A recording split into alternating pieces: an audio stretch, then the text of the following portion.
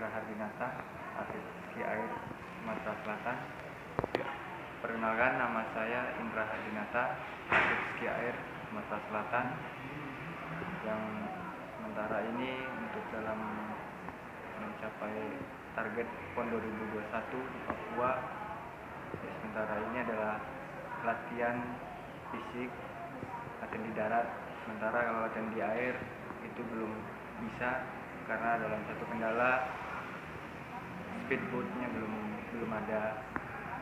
Jadi hal yang penting, sangat penting, kita berharap khususnya ski air bisa ada speedboat biar untuk kedepannya apa yang ditargetkan dari KONI Sumatera Selatan bisa tercapai, adalah target emas buat Sumsel 2021 PON Papua.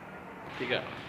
Kalau untuk fisik dalam satu minggu itu ada 2 kali setelah dilakukan di darat untuk sementara. 3. Ya, untuk persaingan yang berat adalah dari Jakarta, Jawa Timur, itu adalah persaingan yang berat.